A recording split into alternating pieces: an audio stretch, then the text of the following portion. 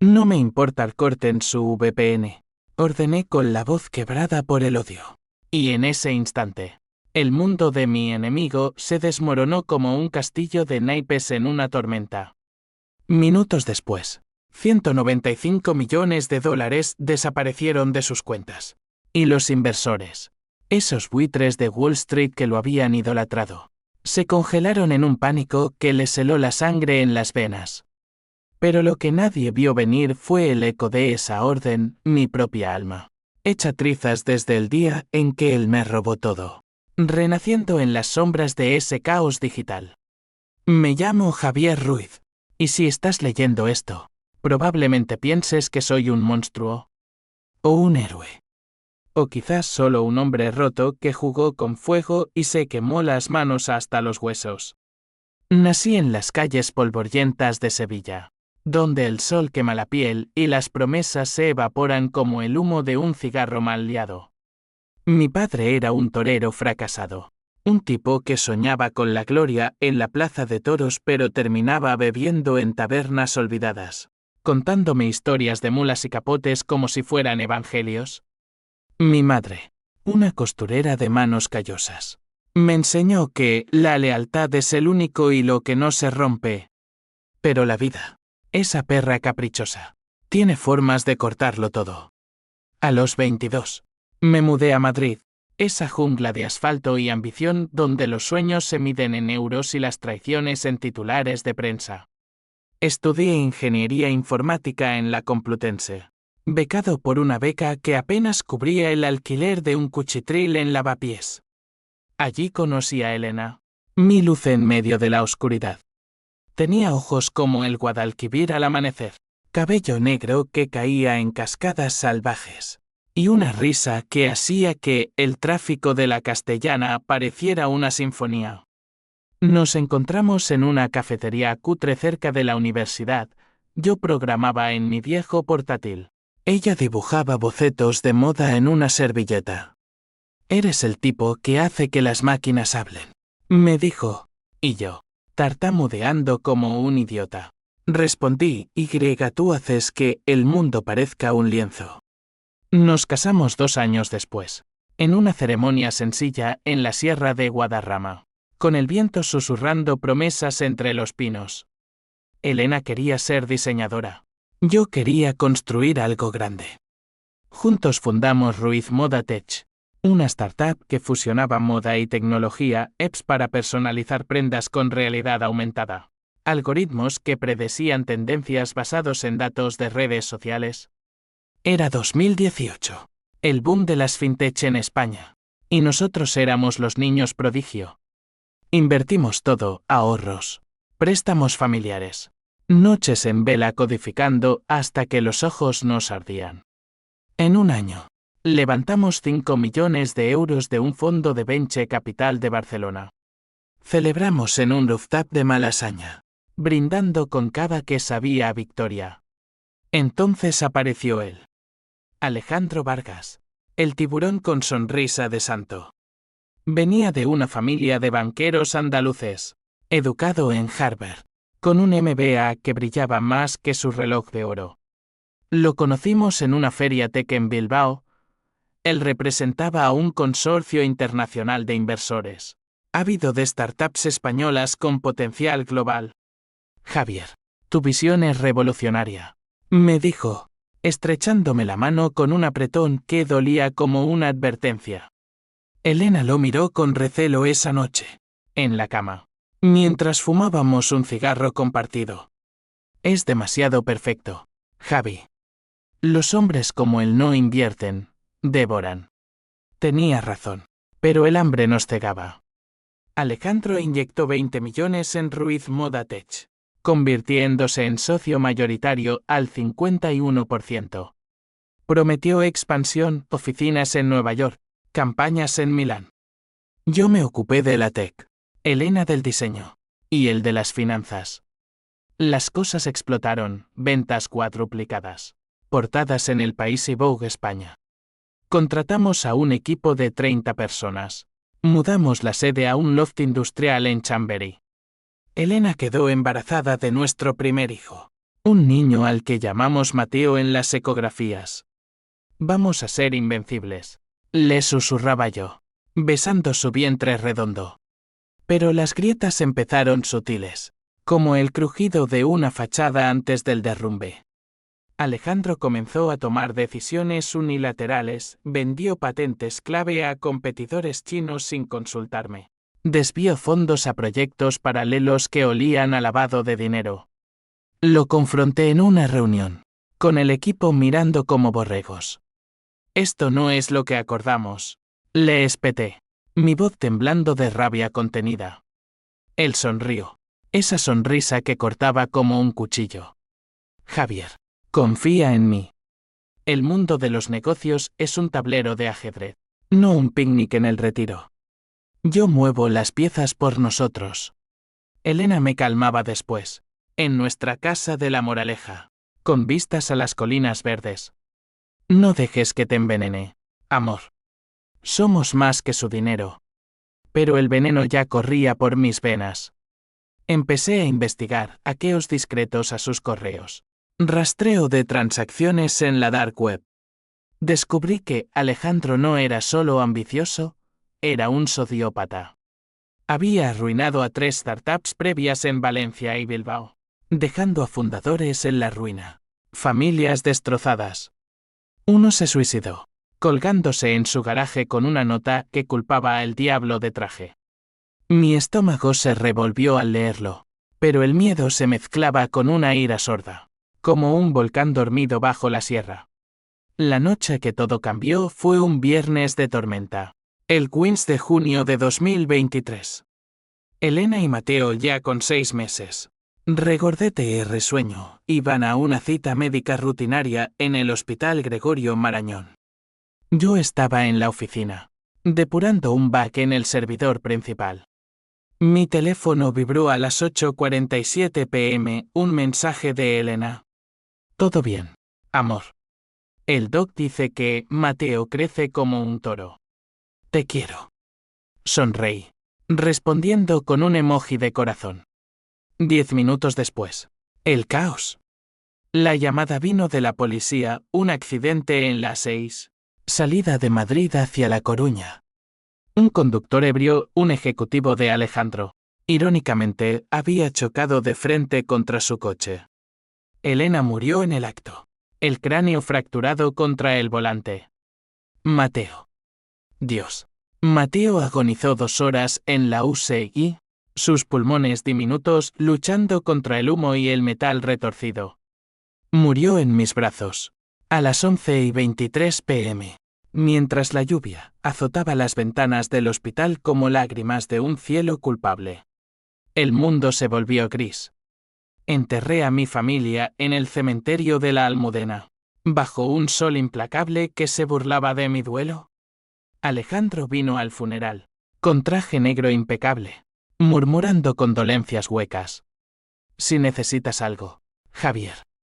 Lo miré, y en ese momento, juré por las tumbas frescas que pagaría. No con balas o puñales, como en las novelas de Pérez Reverte. No. Con código. Con el lenguaje de las máquinas que yo dominaba y él ignoraba. La vendetta digital había comenzado, y yo era su arquitecto invisible. Los meses siguientes fueron un infierno de papeleo y dolor. La compañía se tambaleó, Alejandro asumió el control total, argumentando que yo estaba incapacitado emocionalmente. Vendió acciones a inversores extranjeros, diluyendo mi participación al 5%. Intenté demandarlo, pero sus abogados, un bufete de la Puerta del Sol, lo blindaron con cláusulas que yo mismo había firmado en la euforia inicial. Traición. Le grité por teléfono una noche, ebrio de whisky solo en la casa vacía. Esto es negocio, Javier, respondió con calma Gleisch. El negocio no llora por los muertos. Allí, en la oscuridad de mi estudio, rodeado de fotos de Elena sonriendo, tracé el plan.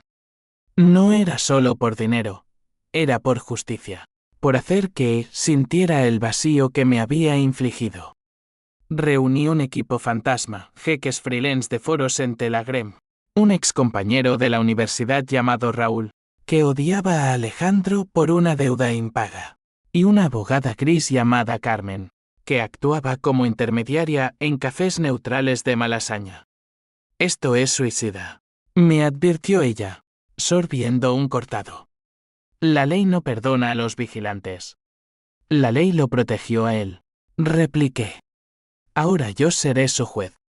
El primer golpe fue sutil, un virus troyano en el email corporativo de Alejandro, robando datos de sus transacciones offshore en las Caimán. Descubrí que lavaba dinero de carteles colombianos a través de nuestra app, usando la moda como fachada para transferencias millonarias. La ira me consumía, imaginaba a Elena gritando en el coche, a Mateo llorando en la oscuridad. Paciencia, me repetía Raúl en nuestras reuniones clandestinas en un bar de Chueca. Lo haremos sangrar despacio. Pero el odio es un maestro impaciente. Una noche, solo con mi laptop y una botella de Rioja, di la orden que lo cambiaría todo. No me importa, corten su VPN. Mis dedos volaron sobre el teclado, activando el script que colapsaría su red segura.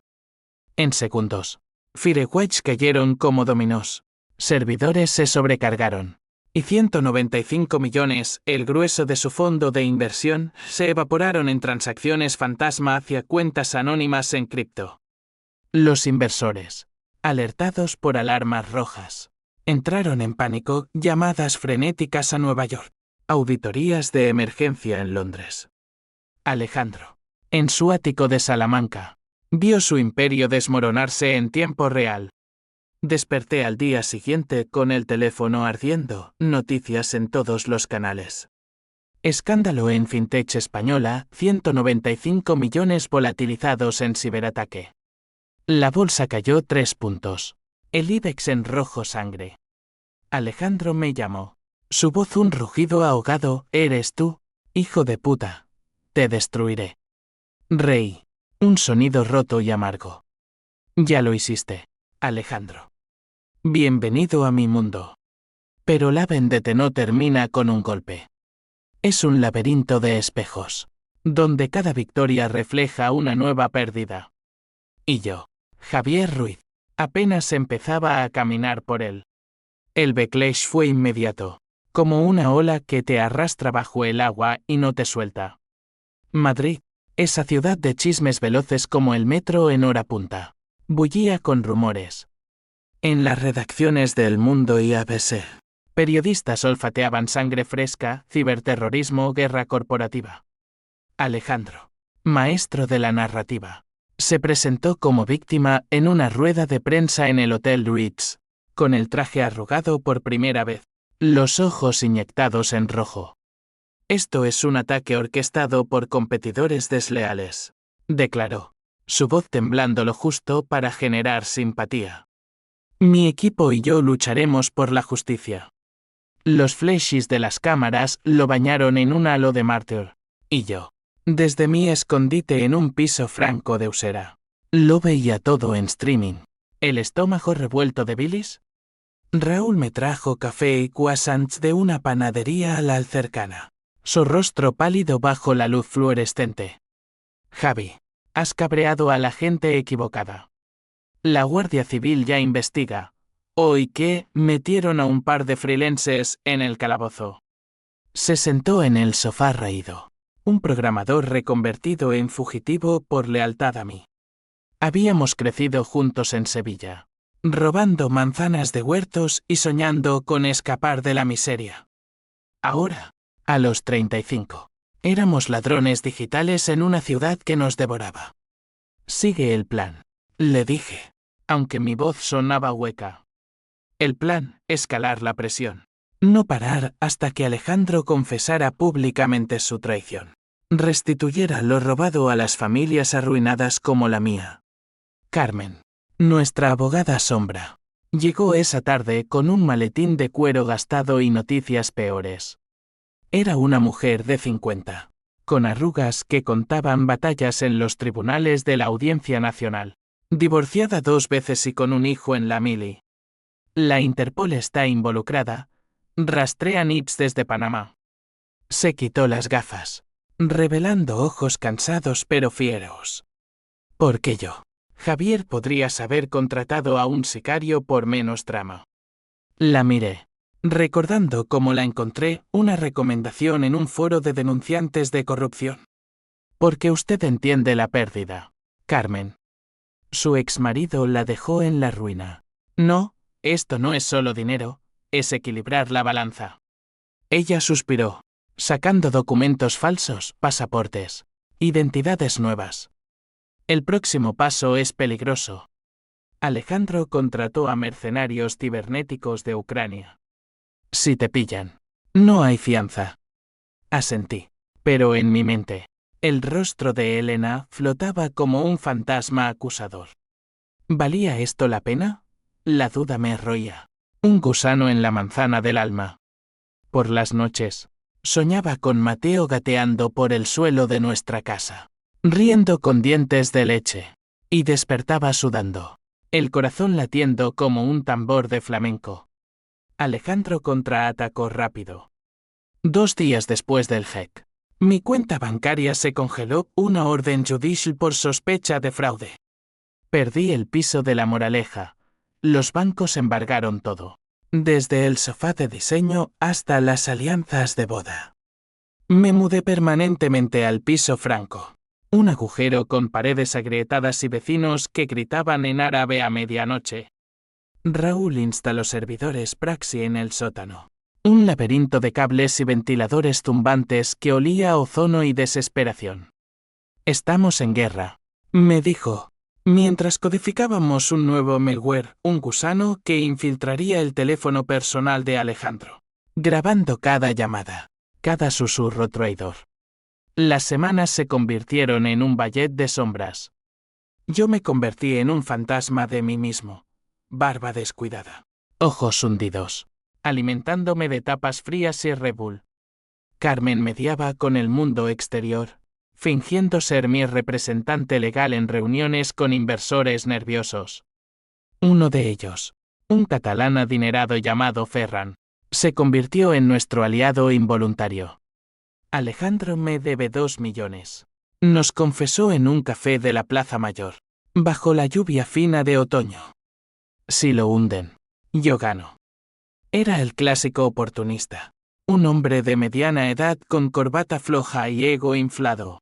Pero su información era oro, detalles de las cuentas offshore, nombres de políticos sobornados en el Congreso.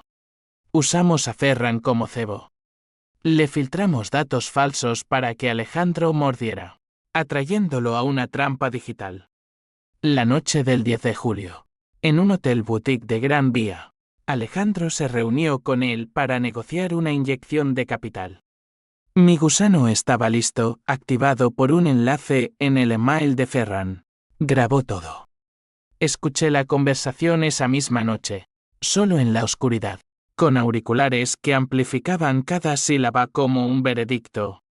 ¿1,95 millones? Eso es un rasguño. Ferran, decía Alejandro, su voz ronca por el coñac. Pero el cabrón que lo hizo. Javier Ruiz. Ese idiota pensó que podía jugar en mi liga. Le robé su compañía, su dignidad, y ahora su mujer y su crío pagan el precio. Colisión perfecta. El borracho era mi chofer. Un empujoncito en la ruta. Y adiós familia. El mundo se detuvo. Mi pulso retumbó en los oídos. Un trueno interno. No fue accidente. Él lo orquestó. Lágrimas calientes rodaron por mis mejillas, mezclándose con el sudor del pánico. Elena no murió por azar, fue sacrificada en el altar de su codicia. Grité, un aullido primal que hizo que Raúl irrumpiera en la habitación. Pistola en mano, un regalo de un contacto en el barrio de las letras. Lo mataré. Sollocé, pero él me sujetó. No, Javi. Justicia. No venganza ciega. Graba esto. Públicalo. El audio se viralizó al amanecer, subido a un sitio anónimo en Tor. Titulares explotaron. Confesión bomba. socio de Fintech admite asesinato en grabación filtrada. Twitter o X, como lo llaman ahora, ardió en español y catalán. Alejandro asesino trending en horas. La policía allanó su ático. Inversores huyeron como ratas de un barco hundiéndose. Alejandro, acorralado, dio una rueda de prensa balbuceante, negándolo todo, montaje falso, difamación. Pero el daño estaba hecho. Su reputación, ese escudo de oro, se resquebrajó. Yo, sin embargo, no sentí alivio. Solo un vacío más profundo, como si hubiera abierto una herida que nunca cicatrizaría. Carmen me llamó esa noche. La Interpol te tiene en la mira. Huye a Portugal, Javier. Empieza de nuevo. Pero huir significaba dejar a Elena sin tumba visitada, a Mateo sin vengador. En cambio, profundicé la vendetta. El siguiente golpe, hackear su red personal. Exponer no solo finanzas, sino secretos familiares. Descubrí que tenía una amante en Valencia, una modelo que financiaba con dinero sucio, y un hijo ilegítimo que ignoraba. La presión montaba.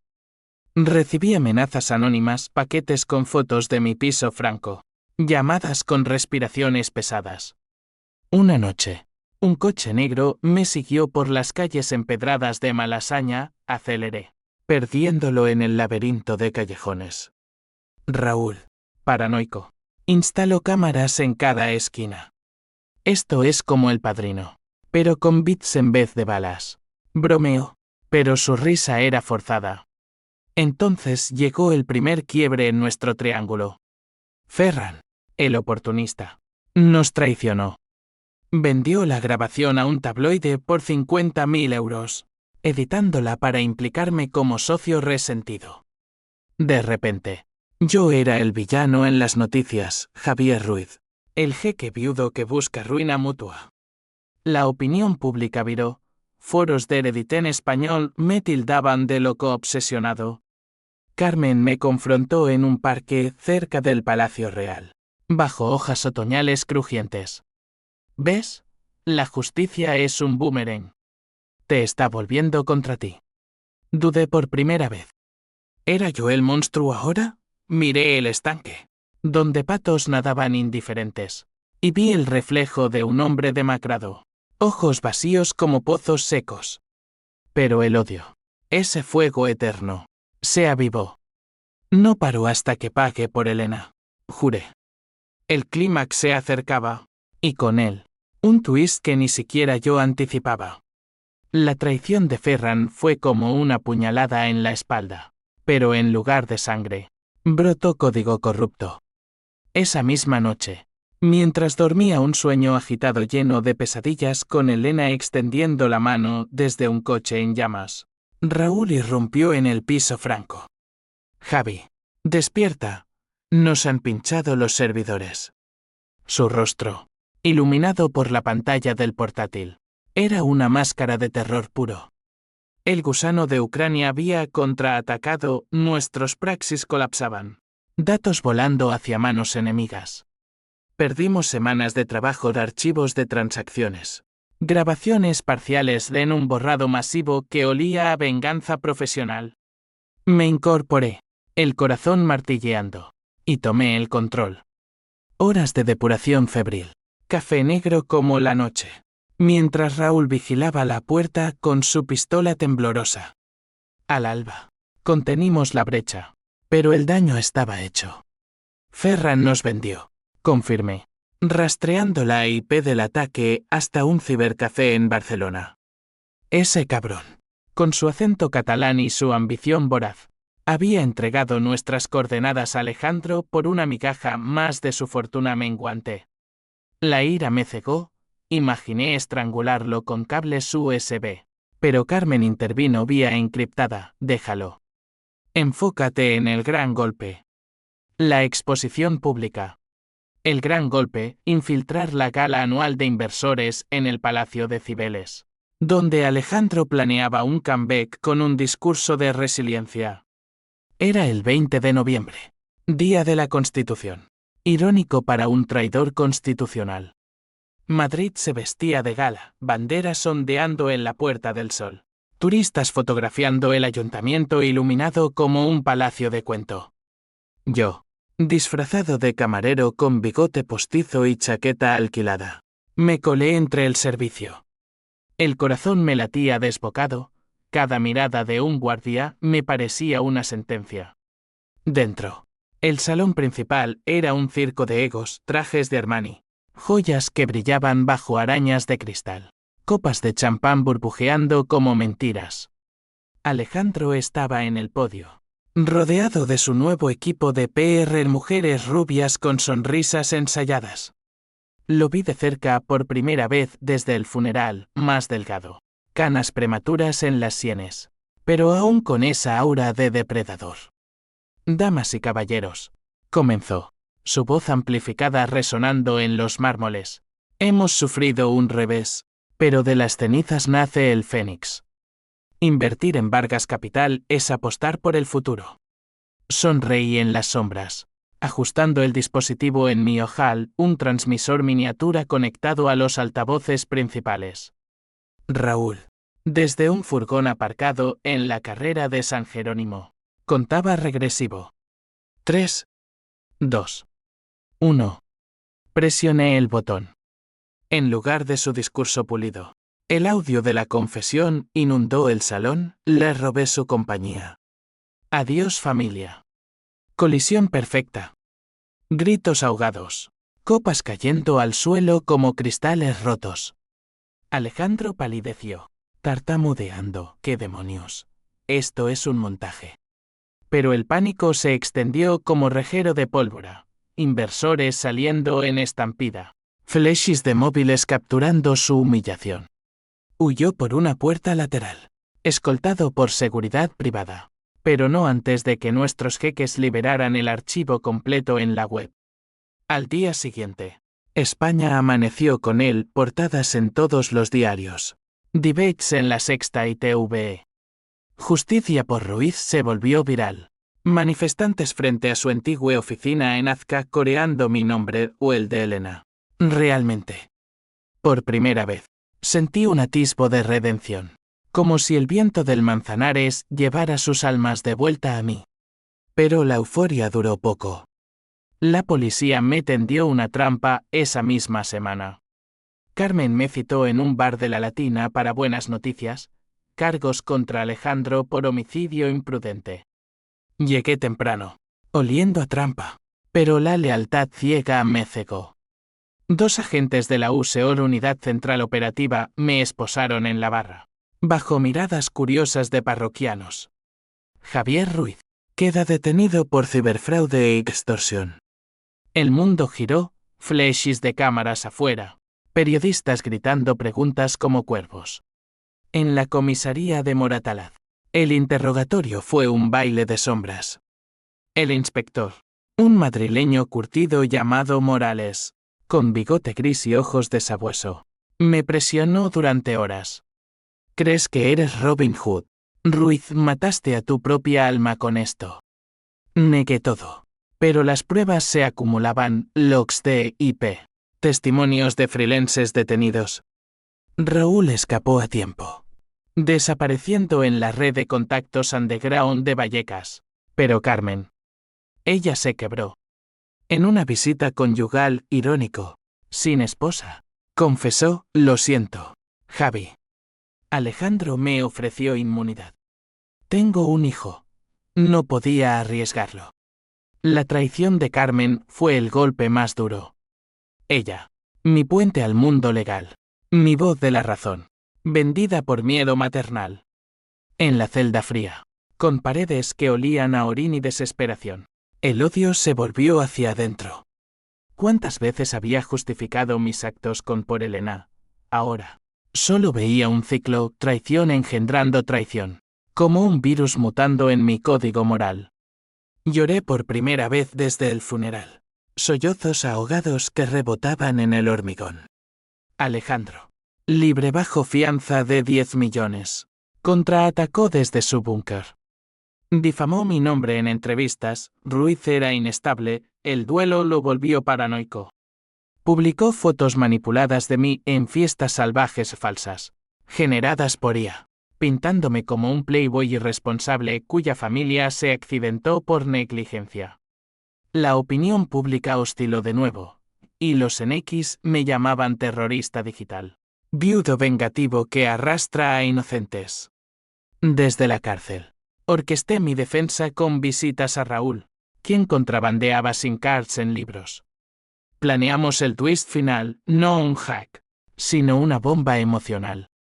Descubrimos que Alejandro tenía un hermano gemelo, Ignacio, un sacerdote en una parroquia de Toledo, ajeno a los pecados del mundo.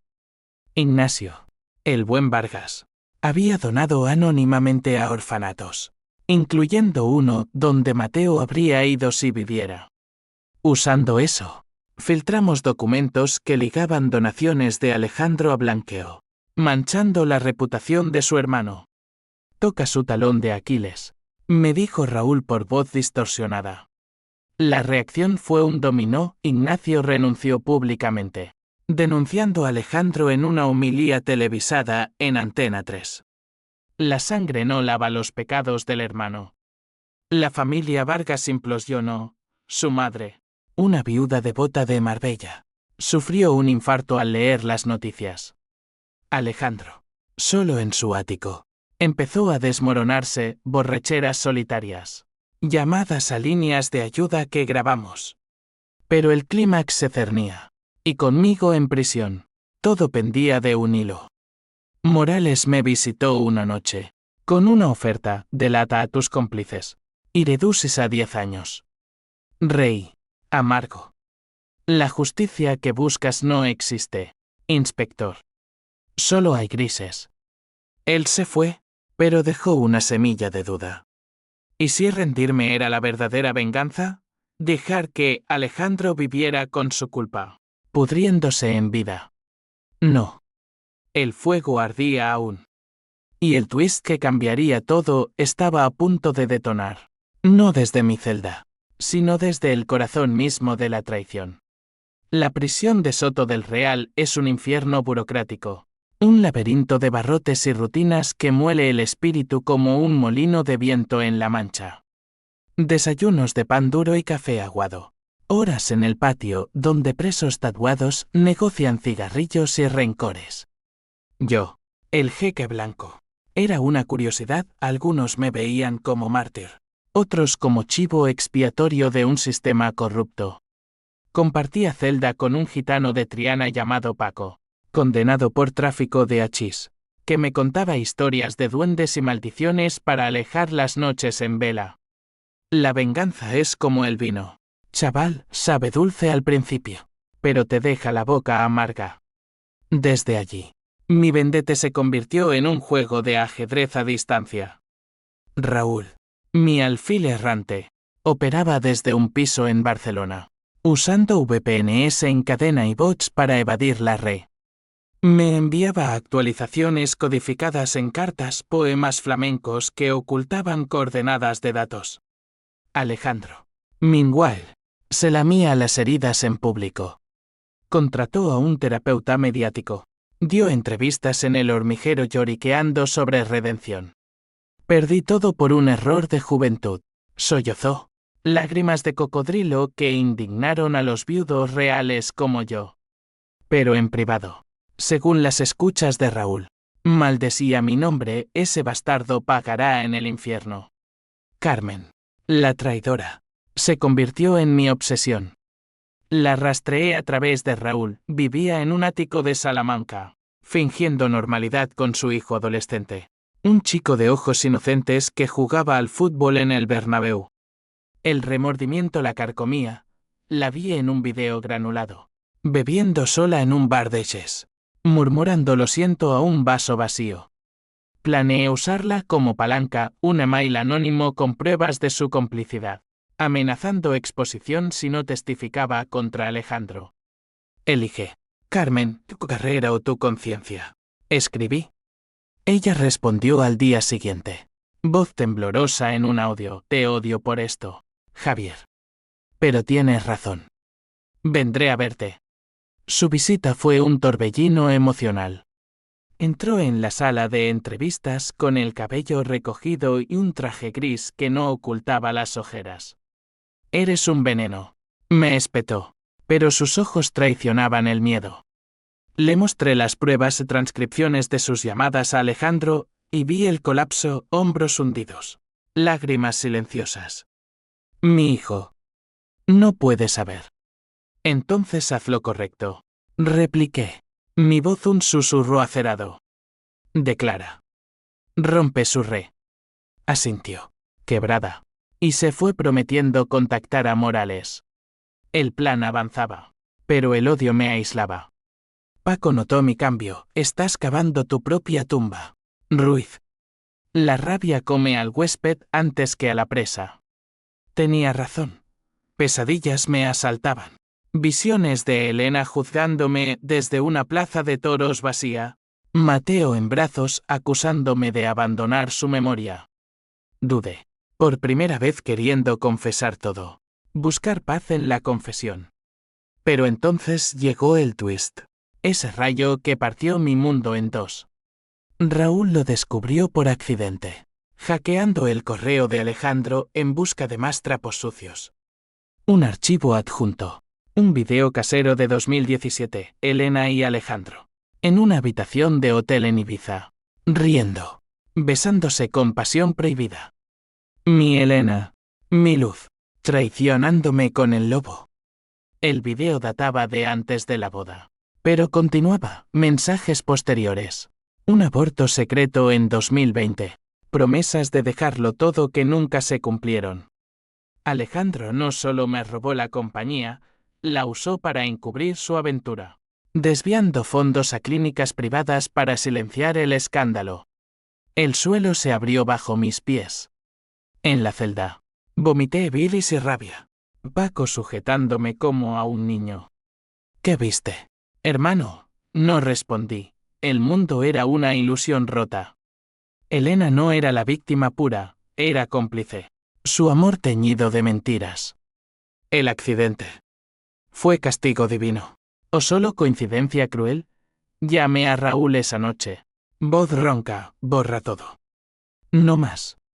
Pero él, leal hasta la médula, suplicó: Javi, esto cambia nada. Alejandro sigue siendo el monstruo.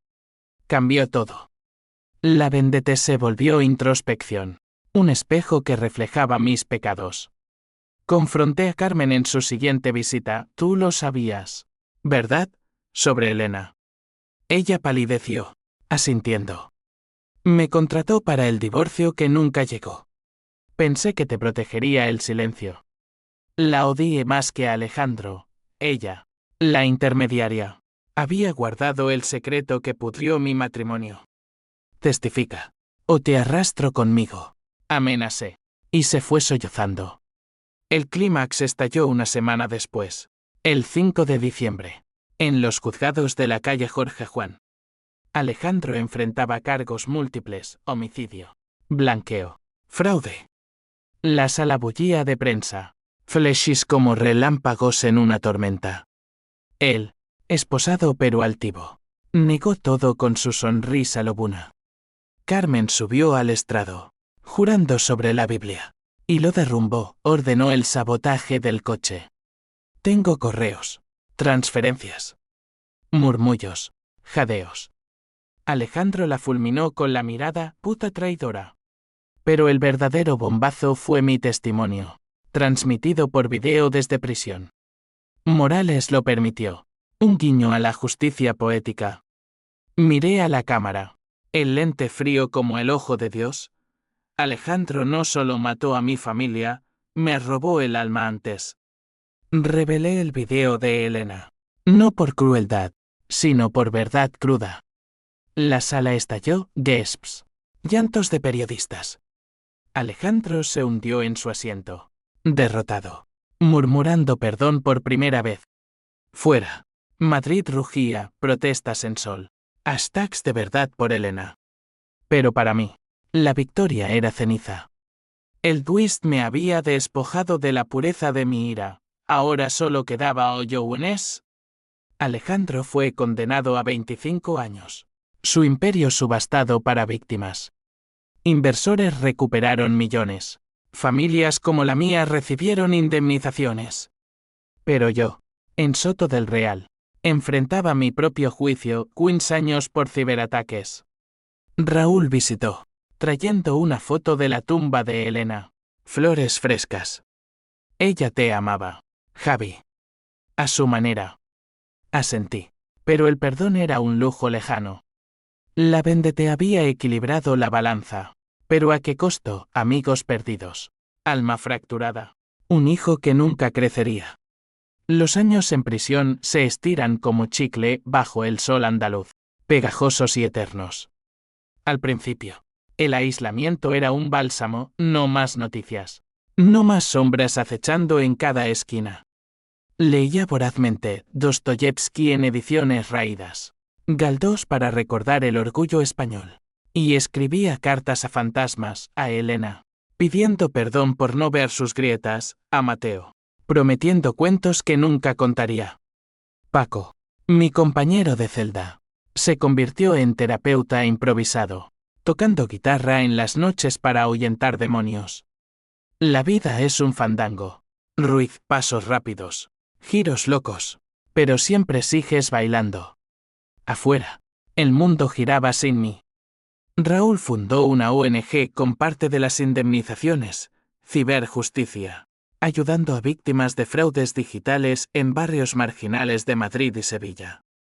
Me enviaba informes, salvamos a una familia de Vallecas de un timo piramidal. Lo llamamos Proyecto Mateo. Sonreía en la penumbra, un orgullo tibio que combatía el frío. Carmen, redimida a medias, se retiró a Galicia, abriendo un bufete pro bono para mujeres maltratadas. Su hijo, ahora en la universidad, me escribió una vez, gracias por salvar a mi madre de sí misma. Quemé la carta, el perdón no era mío para dar. Alejandro envejeció en una celda similar. En Teixeiro, Galicia, el karma geográfico. Quizás. Noticias esporádicas lo pintaban roto, barba blanca. Confesiones en diarios carcelarios publicados póstumamente. Arruiné vidas por vacío, escribió. Su familia lo repudió, Ignacio, el sacerdote. Murió en 2024 de cáncer, perdonándolo en un sermón final que vi en un periódico recortado. El diablo viste de hermano, pero Dios ofrece redención. Me conmovió, un pinchazo de humanidad en mi armadura. Pero la prisión no cura, incuba. En 2024, un nuevo preso llegó, Miguel, un ex ejecutivo de Vargas Capital, condenado por complicidad en el blanqueo. Era el chofer del accidente, el borracho que estrelló el coche. Bajo, regordete, con ojos de rata arrepentida. Me reconoció en el comedor. Señor Ruiz. Lo siento. Alejandro me obligó, amenazó a mi familia. Lo arrinconé en la lavandería. Puños cerrados, ¿por qué? Sollozó, confesando, quería dinero para mi hija enferma. Él pagó el tratamiento a cambio de un favor. El odio renació, pero matizado. Miguel se convirtió en mi confesor involuntario, noches hablando en susurros sobre culpas compartidas. Todos somos peones, dijo una vez, mientras planchábamos uniformes. Alejandro movía las piezas, pero nosotros elegimos jugar. Me hizo cuestionar, ¿fui yo el arquitecto? ¿O solo un peón vengativo? Escribí un manuscrito. Páginas garabateadas en cuadernos requisados, mi historia. Sin filtros. Para publicarse post-mortem si moría allí. La condicional llegó en 2028, tras 5 años, por buena conducta y colaboración. Morales, el inspector, me escoltó afuera, su bigote ahora plateado. Te vigilamos, Ruiz. No más héroes. Madrid me recibió gris, la Gran Vía congestionada, pero yo era un extraño. El piso franco de Usera estaba demolido, en su lugar. Un bloque de apartamentos para inmigrantes. Caminé hasta la Almudena, tumbas cubiertas de musgo, y me arrodillé ante la de Elena y Mateo. Volví. Susurré. Pero el viento se llevó las palabras. Raúl me esperaba en un café de lavapiés, con una barba que lo hacía irreconocible. Bienvenido a la libertad condicional, socio. Me llevó a su nueva vida, una casa modesta en Carabanchel, con jardín donde plantaba tomates como mi madre en Sevilla. Cenamos paella, hablando de todo menos del pasado. Pero el fantasma acechaba. Alejandro sale en 2040, mencionó casualmente. Y quiere verte. La carta llegó semanas después, en papel barato con membrete carcelario. Javier, el tiempo borra pecados. Reúnete conmigo. Busquemos paz. Reí, pero el estómago se me revolvió. Carmen me dio. Ahora una aliada tentativa, ve. Es tu cierre. La reunión fue en una sala neutral de la Cruz Roja en Toledo, bajo un sol de justicia abrasador. Alejandro entró encorvado. 60 pero pareciendo 80. Ojos acuosos detrás de gafas gruesas. Gracias por venir, croó, extendiendo una mano temblorosa. La ignoré, sentándome frente a él como en un duelo final. No por ti. Por Elena. Habló primero. Voz quebrada, la amaba. ¿Sabes? Más que a nada. Pero el orgullo. Me cegó. El accidente fue mi orden. Sí, pero el aborto. Eso fue culpa compartida. Lágrimas rodaron por sus mejillas surcadas. Perdóname, Javier. O mátame con palabras. Lo merezco. El odio. Ese viejo amigo. Flaqueó. Vino al monstruo, sino a un hombre roto, espejo de mi propia fractura. No te perdono, dije, pero mi voz carecía de veneno. Pero tampoco te odio ya. La vendetta nos destruyó a ambos. Me levanté, dejando que sollozara solo. Afuera, el Tajo fluía indiferente, recordándome que el tiempo lava, si no todo, al menos lo superficial. De vuelta en Madrid, empecé de cero clases de programación en un centro comunitario de Tetuán, voluntario en ciberjusticia. Encontré amor inesperado en una alumna, Sofía, una inmigrante marroquí con ojos que recordaban al Guadalquivir fuerte, pero no Elena. El pasado es una cicatriz, me dijo una noche, mientras caminábamos por el Madrid Río. Muéstrala con orgullo. Pero las consecuencias persisten, cadenas invisibles. En 2029, un nuevo escándalo, jeques rusos inspirados en mi historia atacan bancos españoles, culpándome indirectamente. Morales me interroga de nuevo, ¿ves el efecto mariposa? Ruiz. Asiento, mi vendette. Un virus que mutó, infectando generaciones. Aún así, visito las tumbas semanalmente, dejando claveles rojos. Paz, al fin, susurro. Pero en sueños, el código verde cae aún, y la orden resuena, corten su VPN. La vendetta digital nunca muere del todo, solo hiberna, esperando el próximo clic. 10 años después de la condicional. Madrid es una bestia mutada, drones zumbando sobre la Castellana. Apps que predicen crimen antes de que ocurra. Mi legado torcido en algoritmos de vigilancia. Vivo en un ático modesto de Chamartín, fruto de libros vendidos. Charlas TED sobre ética digital. Con Sofía y nuestra hija, Lucía, de 7 años, que dibuja circuitos en lugar de muñecas. Papá, ¿fuiste un superhéroe? Pregunta. Ojos curiosos como los de Mateo. No, cariño. Solo un hombre que aprendió tarde. Raúl y yo dirigimos ciberjusticia desde una oficina en Malasaña. Un loft con grafitis que celebran el jeque del pueblo. Hemos salvado cientos, viudas estafadas en pensiones. Emprendedores aplastados por corporaciones. Pero las sombras persiguen. Alejandro murió en 2035. En prisión. De un ataque al corazón durante una visita conyugal irónica, su amante valenciana. Leal hasta el fin. Su obituario en El País fue seco, financiero controvertido. Legado de escándalos. Quemé el recorte. Sin lágrimas ni júbilo. Carmen reapareció en 2032. En una conferencia en Barcelona. Envejecida. Pero con fuego intacto. Me abrazó como a un hermano perdido. Escribí un libro, Sombras Legales. Tu historia. Sin nombres. Reímos.